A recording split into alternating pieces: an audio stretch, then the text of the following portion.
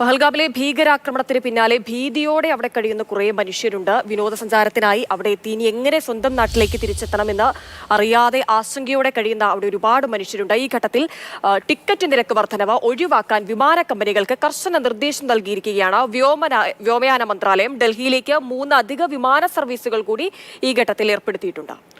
എന്തായാലും നമുക്ക് അവിടുത്തെ ഈ വിമാന സർവീസുകൾ വിമാനത്താവളത്തിൽ വലിയ തിരക്കൊക്കെ നേരത്തെ അനുഭവപ്പെട്ടതായി പറയുന്നുണ്ട്. എന്തെങ്കിലും ഒരു മാറ്റമുണ്ടോ?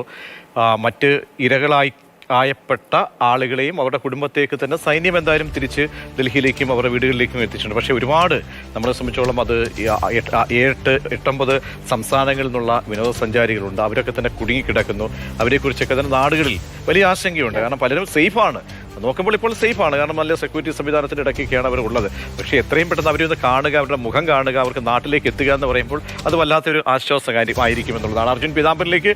അർജുൻ, അങ്ങനെ ഒരുപാട് പേര് അവരെ സംബന്ധിച്ചുള്ള അവർ നാട്ടിലേക്ക് എത്തുക, അവരെ ഉറ്റവരെയും ഉടവരെയും ഒക്കെ കാണുക, അത് അതിവേഗം സാധിച്ചാൽ അത്രയും നല്ലത്. അപ്പോൾ എല്ലാ സംവിധാനങ്ങളും, കാരണം കേന്ദ്ര സർക്കാരിൻ്റെ വ്യോമയാന മന്ത്രാലയത്തിൻ്റെയൊക്കെ നിർദ്ദേശപ്രകാരം കൂടുതൽ സർവീസുകൾ നേരത്തെ വേണമെന്ന് പറഞ്ഞിരുന്നു. അത് സാധ്യമായിട്ടുണ്ടോ? തിരക്ക് അനുഭവപ്പെടുന്നുണ്ടോ വിമാനത്താവളങ്ങളിലൊക്കെ തന്നെ? അതെങ്ങനെ റെക്ടിഫൈ ചെയ്യാൻ കഴിയുമെന്നാണ് മനസ്സിലാക്കുന്നത്?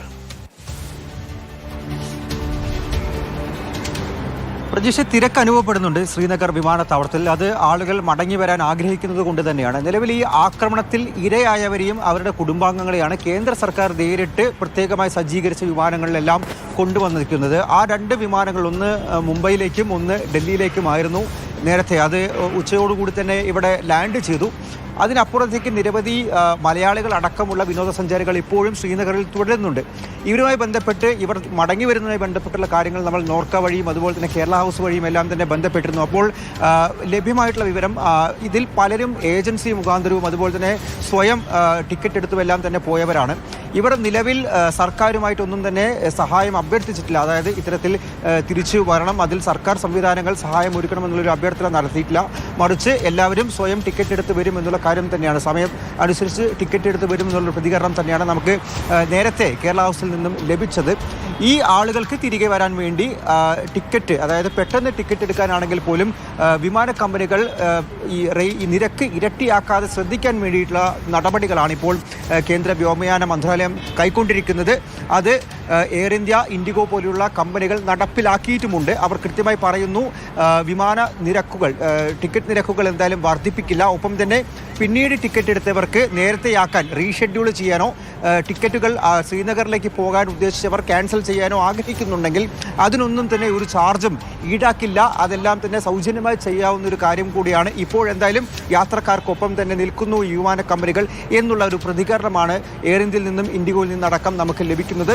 അതായത് വിമാനങ്ങൾ ലഭ്യമാവുന്നതിനനുസരിച്ച് മലയാളികൾ അടക്കമുള്ള അവിടെ അകപ്പെട്ട് കിടക്കുന്ന വിനോദസഞ്ചാരികൾ എന്തായാലും നാട്ടിലേക്ക് മടങ്ങിയെത്തുമെന്നുള്ള കാര്യം തന്നെയാണ് നമുക്ക് സ്ഥിരീകരിച്ച് പറയാൻ സാധിക്കുക. ഒപ്പം തന്നെ നേരത്തെ അടച്ചുകിടന്ന ജമ്മു കശ്മീർ ദേശീയപാതയും ഇപ്പോൾ ഭാഗികമായി തുറന്നു കൊടുത്തിരിക്കുന്നു.